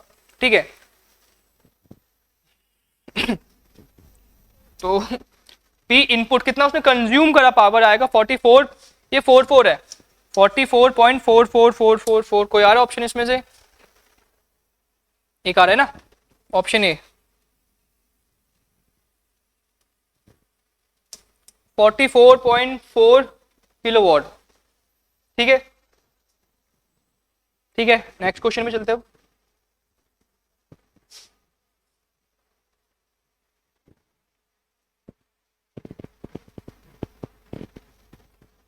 अब बुलेट ऑफ मास m, इसकी वेलोसिटी क्या है v, स्ट्राइक्स अ ब्लॉक जिसका मास क्या है बड़ा लेकिन वो क्या है रेस्ट पे है, तो v क्या हो जाएगा उसका 0। कंजर्वेशन ऑफ मोमेंटम पे लग रहा है मुझे क्वेश्चन ये, और ये क्या हो जाएगा, इसका मोमेंटम चेंज हो जाएगा ना m प्लस कैपिटल M, और इसकी वेलोसिटी चेंज हो जाएगी। ठीक है, तो क्या बन गया आपका ये mv जो कि बुलेट का था, ये तो हो जाएगा आपका 0, ये क्या बन जाएगा आपका m प्लस mv। मुझे अगर यहाँ से v चाहिए या कुछ भी चाहिए, ठीक है, मुझे मान लो कि मुझे यहाँ से v चाहिए, तो क्या हो जाएगा आपका mv अपॉन में m प्लस m, इक्वेशन 1 बन गई आपकी। यहाँ से मैंने वेलोसिटी निकाल दी। मुझे बताना है loss of kinetic energy in the collision, kinetic energy loss होगा ना, हाँ होगा। आपका के इनिशियल क्या था, के इनिशियल मतलब बुलेट वाला के आई क्या था आपका हाफ mv स्क्वायर, और के एफ क्या था आपका, के फाइनल क्या था आपका, के फाइनल क्या होगा आपका half m plus m v square होगा ना। इसका मास क्या आ जाएगा आपका, दोनों का मास ऐड हो जाएगा आपका m प्लस m, और क्या हो जाएगा आपका v square, m plus m और आपका हो जाएगा v स्क्वायर। अच्छा हमने वी की कुछ वैल्यू निकाली थी क्या? वी की हमने ये वैल्यू निकाली थी, वी की हमने ये वैल्यू निकाली थी। तो के फाइनल क्या बन जाएगा आपका? हाफ एम प्लस एम, और वी क्या था आपका? एम बी और एम का स्क्वायर, दोनों का स्क्वायर हो जाएगा ना, क्योंकि स्क्वायर है इसके ऊपर। तो देखो ये इससे एक कट जाएगा, लेकिन स्क्वायर बचा रहेगा ना इसका, ठीक है, एक कट जाएगा तो यहाँ पे 1 बचेगा। अब क्या होगा यहाँ पर? के एफ क्या बच गया आपका? हाफ, ऊपर क्या बच गया आपका? एम स्क्वायर वी स्क्वायर, दोनों का स्क्वायर हो जाएगा, और नीचे क्या बच गया आपका? एक एम प्लस कैपिटल एम, ठीक है। तो आपका जो काइनेटिक एनर्जी फाइनल बना, काइनेटिक एनर्जी जो फाइनल बना वो क्या बना आपका? Half M square V square upon में एम प्लस, छोटा एम क्या आपके बुलेट का मास, और बड़ा एम क्या था आपके जो ब्लॉक था, ठीक है। तो अगर मैं चेंज इन काइनेटिक एनर्जी निकालूंगा, चेंज इन काइनेटिक एनर्जी, तो क्या निकालूंगा मैं? अगर मैं चेंज काइनेटिक एनर्जी क्या निकालूंगा? के इनिशियल में से फाइनल माइनस कर दूंगा, डेल्टा के क्या निकालूंगा मैं? के इनिशियल माइनस के फाइनल। के इनिशियल क्या था आपका? हाफ एम वी स्क्वायर, और के फाइनल क्या था आपका? Half M square V square upon में एम प्लस कैपिटल एम। मैं क्या क्या कॉमन ले सकता हूं इसमें से? Half M V square common ले सकता हूं मैं इसमें से, हाफ एम इसके पास भी, इसके पास भी, वी स्क्वायर इसके पास भी, इसके पास भी, half M V square common ले लिया मैंने। तो यहाँ पे क्या बचा आपका? यहाँ पर बचा खाली 1, और यहाँ क्या बचा आपका? हाफ चला गया, एक m बच गया, और नीचे क्या बच गया आपका? हाफ चला गया और एक m चला गया ना इसमें से, और वी स्क्वायर चला गया, नीचे बच गया आपका m प्लस में कैपिटल M। इसका अगर मैं सॉल्व करूंगा हाफ एम वी स्क्वायर, तो ये क्या बन जाएगा?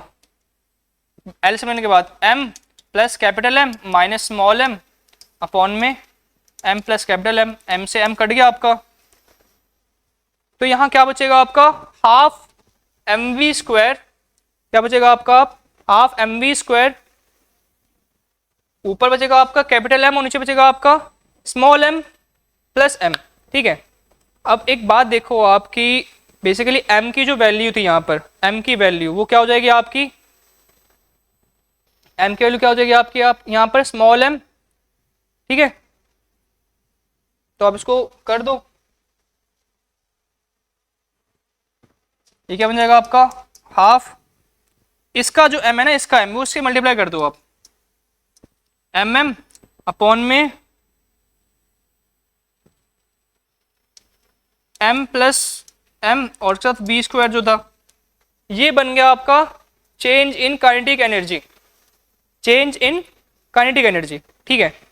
तो आपका कौन सा ऑप्शन हो रहा है इसमें से? आपका हाफ ऊपर है mm नीचे m plus m into V square, आपका बन रहा है ऑप्शन ए, ऑप्शन ए बन रहा है आपका, ठीक है।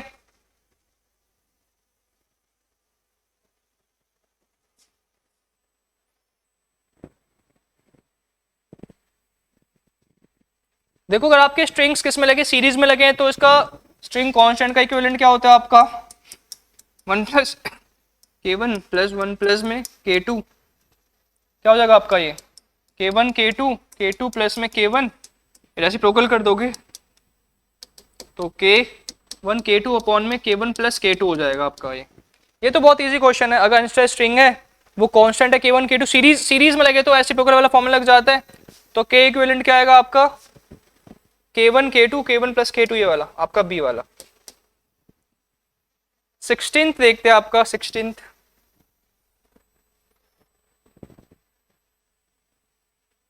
जैसे मान लो एक यूनिफॉर्म लेंथ का आपका चेन है, वो टेबल पर है और आधा उसका नीचे गिरा हुआ है। इसकी पूरी लेंथ थी l, और l/3 इसका नीचे गिरा हुआ है, लटका हुआ है, हैंगिंग हो रहा है नीचे, ठीक है। The work done pulling the chain. अच्छा एक बात बताओ, pulling the chain hanging part entirely on the table is, जैसे मान लो l/3 है, तो इसका जो सेंटर ऑफ मास है इसके सेंटर वाले पे जाएगा ना। इसका जो सेंटर ऑफ मास है, ये जो आपका थोड़ा सा जो चेन का पार्ट नीचे गिरा हुआ है, हैंग कर रहा है, वो किस पे डिपेंड कर रहा है? आपके सेंटर ऑफ मास पे डिपेंड कर रहा है, ठीक है।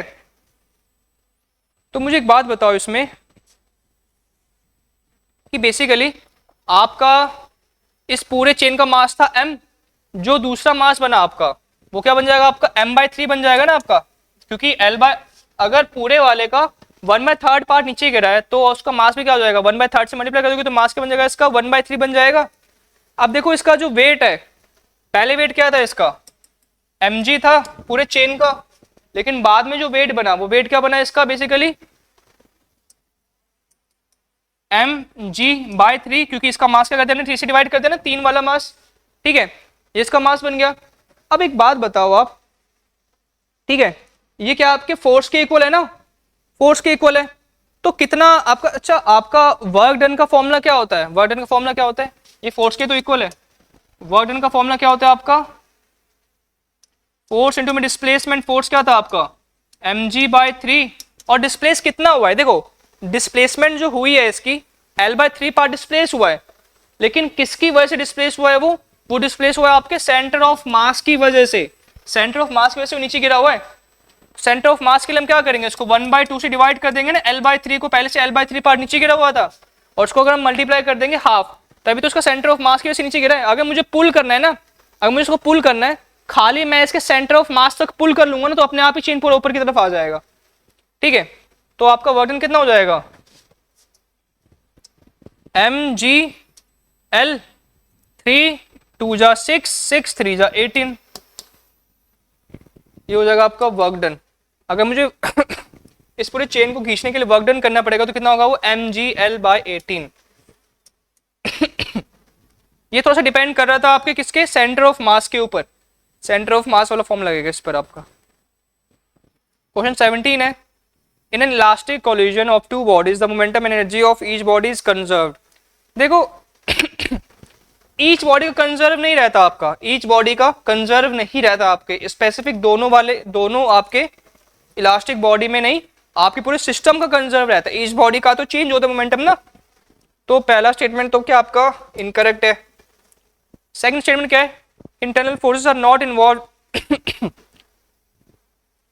देखो internal forces are not involve in elastic collision, internal forces तो इन्वॉल्व होते, वही तो आपका क्या चेंज करेगा, इंटरनल फोर्सेस तो आपके काइनेटिक एनर्जी चेंज कर रहे हैं, मोमेंटम चेंज कर रहे हैं, तो ये तो इन्वॉल्व होंगे ही होंगे। दोनों स्टेटमेंट आपके गलत है, 1B और 2B, ये भी गलत है, ये भी गलत है, ये भी गलत है, सी ठीक है। ऑप्शन सी सही है आपका, ठीक है।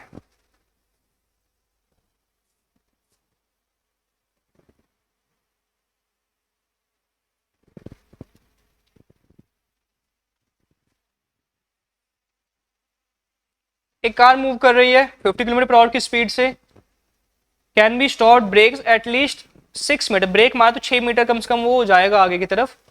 If a same car is moving with the speed of 100 kilometre per hour, 100 kilometre per hour, the minimum stopping distance क्या होगा। देखो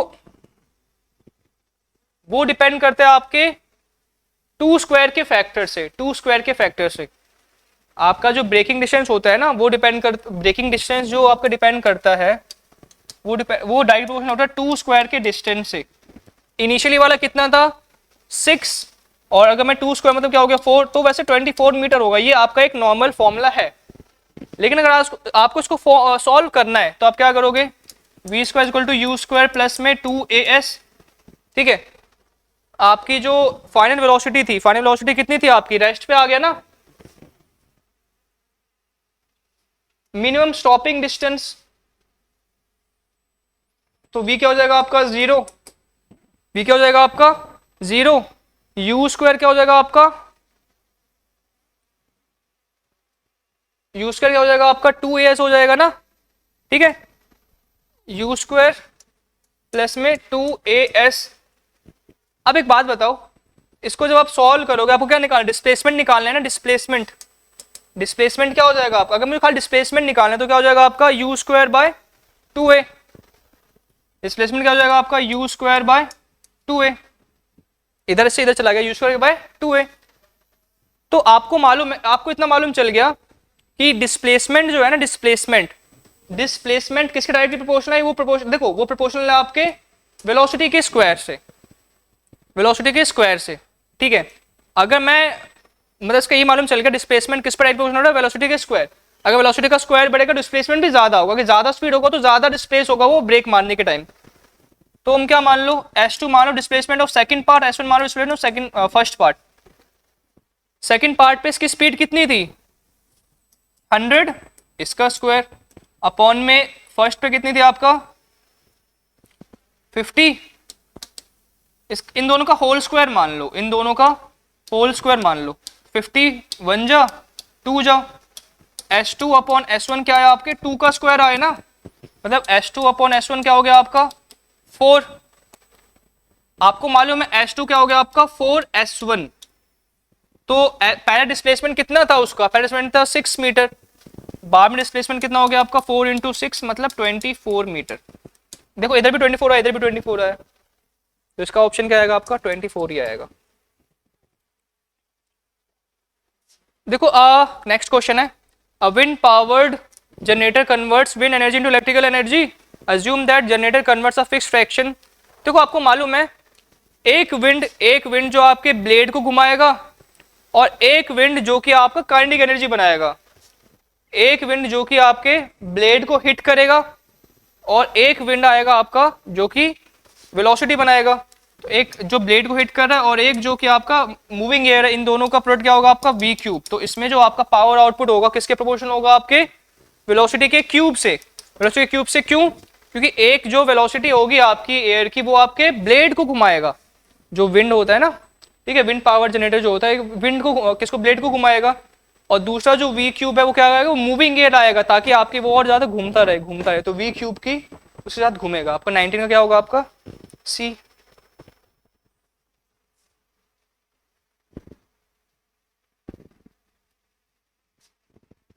A particle moves in potential region given by u x square minus 4x plus 3 where joule the point x it represents 2 metre.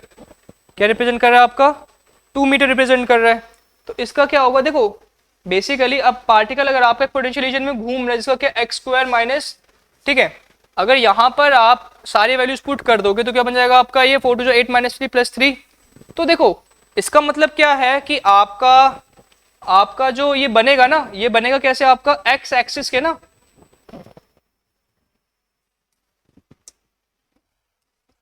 ऐसे x axis से you बनेगा। अगर ये कोई भी आपका ग्राफ बनता है तो आपके स्टेबल इक्विलिब्रियम का ग्राफ बनता है ये, ठीक है, तो इसमें आपका स्टेबल इक्विलिब्रियम होगा ऑप्शन ए।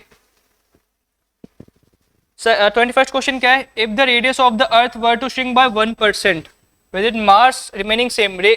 आपका मास के ही इक्वल है लेकिन रेडियस क्या कर दिया गया, थोड़ा सा कम कर दिया गया, मतलब r जो है वो r डैश ज्यादा है। ऑब्वियस सी बात है अगर मैं डिस्टेंस कम कर दूंगा तो आपकी ग्रेविटी ज्यादा लगेगी ना। ग्रेविटी का फॉर्मूला क्या होता है gm by R square, gm by R square होता है आपका, ग्रेविटी क्या होता है आपका gm बाय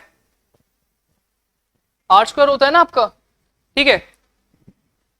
तो बेसिकली आपका जो बनेगा वो क्या बनेगा आपका, मतलब आपका ग्रेविटी किस पर डिपेंड करता है आपके, अगर आपका डिस्टेंस कम हो गया पहले से तो ये बढ़ेगा ना आपकी ग्रेविटी, तो ऑब्वियसली बात है ग्रेविटी बढ़ेगा, डिक्रीज वाले ऑप्शन तो कट हो जाएंगे आपके, बट 1% से बढ़ेगा 2% से बढ़ेगा। देखो ऐसा नहीं होता कभी भी कि रेडियस जो है वो आपके 100% ही है, मतलब अगर 1% कम किया तो 1% बढ़ेगा, 2% कम किया 2% नहीं, आपका स्लाइटली इसमें एरर होता ही होता है। अगर मैं 1% कम करूंगा तो कम से कम में 2% तो बढ़ेगा ही बढ़ेगा आपका। एग्जैक्टली ये नहीं होता कि अगर 1% कम किया तो 1% ही कम होगा, 1% बढ़ाया तो 1% ही कम होगा, ज्यादा होगा नहीं, थोड़ा सा इसमें वेरिएशन होता है। तो अगर मैं 1% कम करूंगा आपके रेडियस ऑफ द अर्थ को तो थोड़ा सा ग्रेविटी बढ़ेगा 2% के आसपास।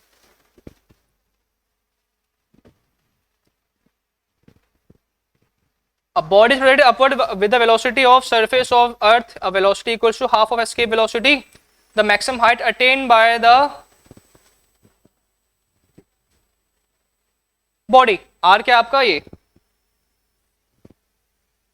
ठीक है। नेक्स्ट क्वेश्चन क्या आपका, एक बॉडी को वर्टिकली अपवर्ड फेंका गया सरफेस ऑफ द अर्थ, जिसकी एस्केप वेलोसिटी क्या थी, हाफ थी। वेलोसिटी क्या थी इसकी, एस्केप वेलोसिटी की हाफ। एस्केप वेलोसिटी पहले से क्या होता है, √2 वो ऑर्बिटल वेलोसिटी, ठीक है। लेकिन आप देख सकते हो कि मैक्सिमम हाइट वो कितनी अटेन कर पाएगा, ज्यादा ऊपर वो नहीं जा पाएगा। क्यों? क्योंकि हमने जो एस्केप वेलोसिटी दी है उसको कितनी दी है, उसको इस बार की जो एस्केप वेलोसिटी उसको हमने एस्केप वेलोसिटी की हाफ दिया, 11.2 का हाफ दिया हमने, ठीक है। इसका मतलब है पूरा तो क्रॉस कर नहीं पाएगा, आपका रेडियस ऑफ द अर्थ तो पूरा क्रॉस कर नहीं पाएगा। कितना करेगा ये, आर करेगा नहीं, r/2, r/3 या r/4। देखो साफ सी बात हमने अभी भी बात करी थी कि अगर मैं रेडियस को इससे ऊपर वाले क्वेश्चन में रेडियस को 1% श्रिंक करूंगा तो ये मतलब नहीं कि 1% आपका ग्रेविटी कम हो जाएगा, नहीं, थोड़ा सा माइनर होता ही होता है। अगर मैंने एस्केप वेलोसिटी हाफ दी तो जरूरी नहीं कि वो हाफ ही कवर करेगा, थोड़ा सा माइनर ऊपर नीचे होगा ही होगा। r/3 भी हो सकता है, r/4 क्यों नहीं होगा, मैं r/4 बता दूं क्यों नहीं होगा आपका। r/4 होने के लिए जो इसकी वेलोसिटी है कम से कम एस्केप वेलोसिटी से 1/4 से भी थोड़ी कम होनी चाहिए, तब जाकर के आपका रेडियस ऑफ 4 आपका क्या करेगा, वो एस्केप करेगा। तो इसका आंसर होगा आपका सी, r/3, क्योंकि हम जो उसको वेलोसिटी दे रहे हैं वो आपके एस्केप वेलोसिटी के हाफ दे रहे हैं। मैंने आपको बताया था कि जरूरी नहीं है कि रेडियस को अगर मैं 100 पार्ट में कट करूंगा तो ये आपका 1% ही बनेगा आपके अर्थ के ग्रेविटी का, जो कि स्लाइटली इसमें एरर हो सकता है आपका। तो इसमें क्या बनेगा, आपका ऑप्शन सी होगा। 23 है, दो सैटेलाइट है जिसका मास M1 और M2, M1 वाले का मास ज्यादा है, revolving around the earth circular orbits, और R1 R2 वाले का R1 का रेडियस ज्यादा है, ठीक है। मास 1 रेडियस 1, रेडियस 1 रेडियस 2, मतलब मास 2 और रेडियस 2, ठीक है। मास में आपका M1 वाला बड़ा है और रेडियस में भी आपका M1 वाला ही बड़ा है सैटेलाइट, जो पहला सैटेलाइट है। तो V1 और V2 को लेकर के क्या ज्यादा होगा, आप खुद देखो कि वेलोसिटी किसकी ज्यादा होगी, वेलोसिटी किसकी ज्यादा होगी, जो उनके बीच का डिस्टेंस कम होगा या डिस्टेंस ज्यादा होगा। अगर उनके बीच का डिस्टेंस क्या होगा आपका, अगर उनके बीच का जो डिस्टेंस है, बेसिकली आप कह सकते हो ये, अगर डिस्टेंस ज्यादा है, जैसे सेंटर से मान लो घूमना स्टार्ट किया, अगर डिस्टेंस ज्यादा है तो उसको घूमने में, उसकी वेलोसिटी अटेन करने में थोड़ा टाइम लगेगा। लेकिन वही अगर मैं डिस्टेंस कम कर दूंगा सेंटर से तो ये जल्दी जल्दी घूम जाएगा। मतलब वेलोसिटी आपके किस पे डिपेंड करता है, वेलोसिटी आपके inversely square of the distance.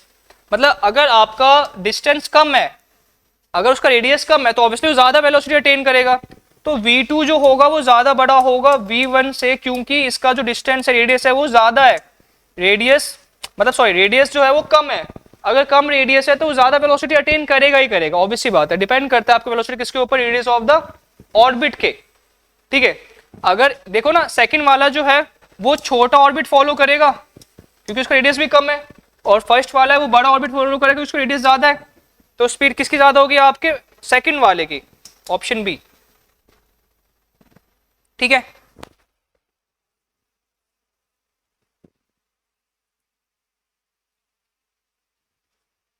Twenty fourth है आपका, the gravitational potential difference between the surface of a planet at a point 10 metre above 40 joule per KG, assuming the gravitational field to be uniform, the work done is moving a 2 kg mass from surface to the height of ये। आपको मालूम करना है कि कितना काम करेगा ये, कितना काम करेगा इसको सॉल्व करने में। तो ग्रेविटेशनल पोटेंशियल का जो फॉर्मूला होता है ना, डेल्टा, उसको हम डिनोट करते हैं डेल्टा वी से। ये क्या होता है आपके जी डॉट डेल्टा एच, कितना आपका वो gravitational field intensity into H, कितना वो आपका काम कर रहा है, ठीक है। तो अगर आप देखोगे ये कितना था आपका 40,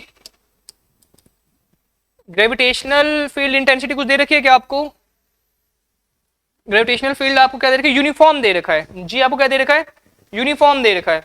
लेकिन आपको क्या दे रखा है, आपको हाइट कितनी रखी है, आपको हाइट दे रखी है 10 मीटर ना, काम करने की 10। तो क्या हो जाएगा, जी क्या आ जाएगा आपका 40/10। तो यहाँ पे जो ग्रेविटी लग रही है, कितनी लग रही है, 4 मीटर पर सेकेंड स्क्वायर। ग्रेविटी लग रही है आपकी 4 मीटर पर सेकेंड स्क्वायर। अब एक बात बताओ, जब हमने वापस से चेंज कर दिया, अभी हमने दूसरी कंडीशन ले ली ना, ग्रेविटेशनल फील्ड आपकी अलग हो गई डेल्टा बी। अब वर्क डन करना पड़ेगा, आपका मास कितना है 5 और हाइट कितना है आपका, हाइट कितना आपका 5 और मास कितना आपका 2। तो अब आपका क्या बन जाएगा, ये बन जाएगा ना आपका जो चेंज हुआ आपका क्या वी डैश क्या हो जाएगा जी डॉट एच डैश, जी डॉट एच डैश। और आपको मालूम है जी हमने क्या निकाला अभी, जी तो आपका सेम ही रहेगा ना, थ्रू आउट क्या लिखा है यूनिफॉर्म लिखा हुआ है। तो क्या हो जाएगा आपका 4 और एच क्या है आपका, हाइट क्या ले रखी है आपकी 5, हाइट आपकी 5 ले रखी है ना। ये क्या हो जाएगा आपका 5, 4 इंटू 5 क्या हो जाएगा डेल्टा वी डैश जो बना नया वाला क्या बनेगा आपका 20 जूल पर केजी। ठीक है, अब क्या करना है कि वर्क डन बताना है आपको, वर्क डन। तो वर्क डन क्या होगा आपका, वर्क डन होगा ना, वर्क डन का जो फॉर्मूला होता है वो क्या होता है आपका, वर्क डन का जो फॉर्मूला होता है वो क्या होता है आपका मास इनटू में डेल्टा वी डैश। तो जो नया वाला बना है हमारा वो मास क्या था इसका, मास था 2 और वी डैश क्या बना आपका 20, डब्ल्यू क्या बन जाएगा आपका 40 जूल पर केजी। इसका ऑप्शन क्या है आपका 40 जूल पर केजी वाला option B. If the distance between the earth and sun were half its present value, the number of days in a year would be। अच्छा अगर बिल्कुल half value कर दूंगा मैं, अगर मैं बिल्कुल हाफ वैल्यू कर दूंगा, डिस्टेंस दो एक्स होता है ना, एक सेमी मेजर एक सेमी माइनर, ये सेमी मेजर होता है सेमी माइनर होता है। तो आपका टाइम पीरियड किस पे डिपेंड करता है, टाइम पीरियड किस पे डिपेंड करता है आपका t square is equal to semi major axis का जो होता है ना ए क्यूब, ये इसका a cube, t square from the Kepler cycle of motion depend करता है आपके एक क्यूब के ऊपर। तो आप देख सकते हो कि अगर मैंने छोटा कर दिया, ठीक है, अगर मैंने क्या कर दिया डिस्टेंस उसका क्या कर दिया छोटा कर दिया, पहले से हाफ कर दिया ना, तो बेसिकली कहीं ना कहीं वो क्या हो जाएगा बढ़ेगा तो नहीं, इतना कम भी नहीं होगा इतना भी ज्यादा नहीं बढ़ेगा। ये दो ऑप्शन तो आप कैसे कट हो जाएंगे, अब आपके दो ऑप्शन है 182.5 और 29। तो पहली बात क्या होगा कि जब भी आपका क्रॉस करेगा ना, टाइम पे डिपेंड करता है आपके सेमी मेजर एक्सिस का जो डिस्टेंस होता है उसके क्यूब के ऊपर। ठीक है, तो अगर मैं T1/T2 करूंगा, पहले आपका ए क्यूब था बाद में क्या था आपका मैंने हाफ कर दिया इसको A/2 कर दिया, तो कहीं ना कहीं वो क्यूब के रिस्पेक्ट में कम हो रहा है। ठीक है, तो वो आपका एग्जैक्टली हाफ नहीं होगा, हाफ से भी ना आपका एग्जैक्टली हाफ नहीं होगा, हाफ से भी ना थोड़ा सा क्या होगा आपका वो हाफ के हिसाब से थोड़ा सा भी क्या होगा आपका कम होगा, विच इज इक्वल्स टू 129, 129 के आसपास होगा आपका वो। ठीक है,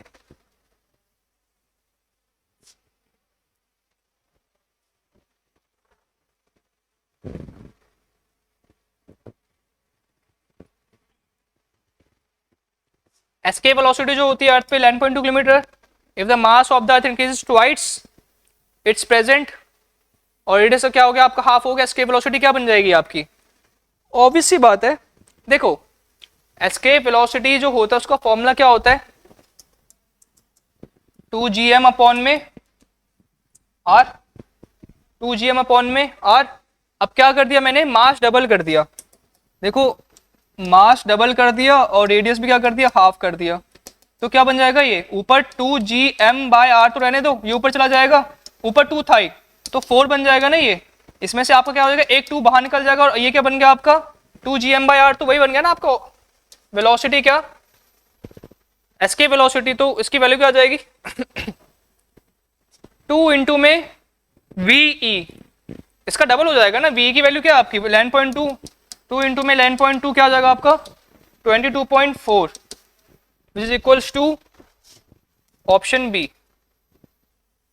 option B. According to Kepler's law,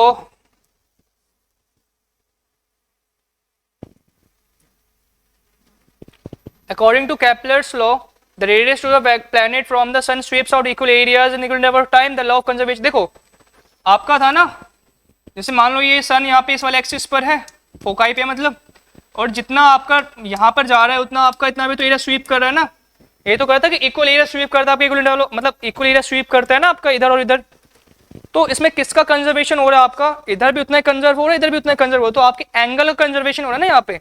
अगर मैं एंगल की बात करूंगा थीटा की बात करूंगा तो यहाँ पर कंजर्वेशन किसका होता है आपका एंगुलर मोमेंटम का कंजर्वेशन होता है आपका। ठीक है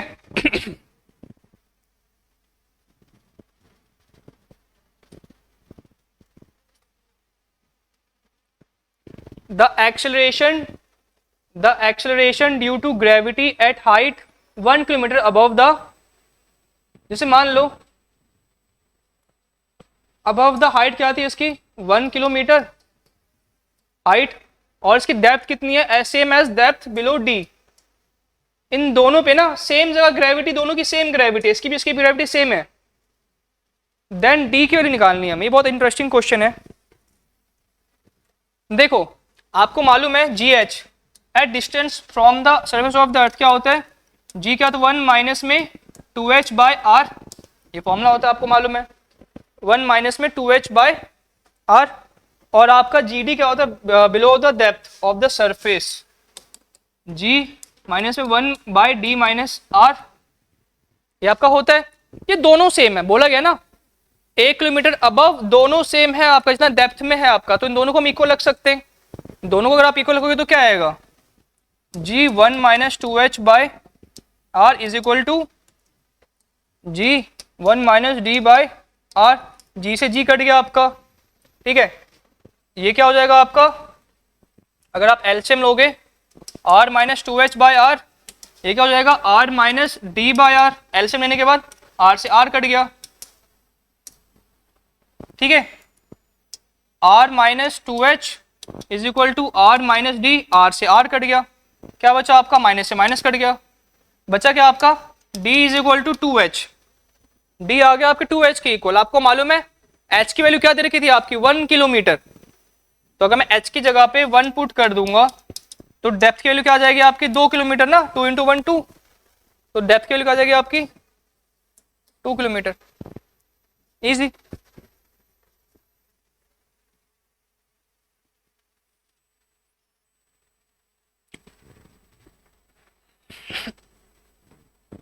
The ratio of kinetic energy to potential energy of a satellite revolving in a circular orbit around the earth is equal to, देखो ये ना आपका एक प्रैक्टिकल ही है। सर्कुलर ऑर्बिट में सैटेलाइट की काइनेटिक एनर्जी जो होती है ना, सर्कुलर ऑर्बिट में काइनेटिक एनर्जी की, सर्कुलर ऑर्बिट में काइनेटिक एनर्जी की जो वैल्यू होती है ना वो क्या होती है, और उसका रेशियो जो होता है क्या होता है आपका, half of minus of potential energy. ये आपकी प्रैक्टिकल वैल्यू है, प्रैक्टिकल वैल्यू है, ठीक है। तो अगर आप देखोगे तो उसमें आपको सॉल्व करने की रिक्वायरमेंट है नहीं। अगर किसी भी ऑर्बिट में काइनेटिक एनर्जी जो होता है, काइनेटिक जो किसके इक्वल होता है, वो रेशियो होता है half of negative magnitude of potential energy. तो उसका फॉर्मूला, इसका क्या होगा आपका, ऑप्शन बी 1 रेशो माइनस 2, मतलब ये जो रेशो लगा हुआ है वो यहाँ पे लगा हुआ है, ऐसे लगा हुआ है ठीक है। इसका ऑप्शन क्या होगा आपका B.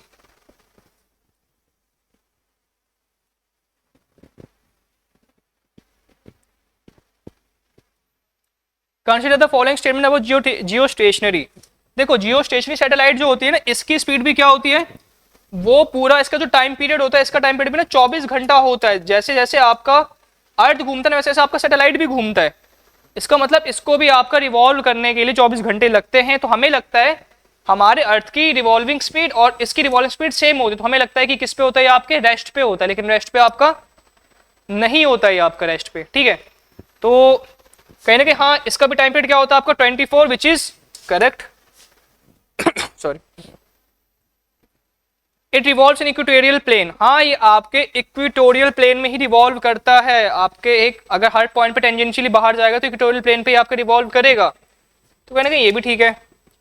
It's height from the surface of the earth is approximately 36,000 kilometre.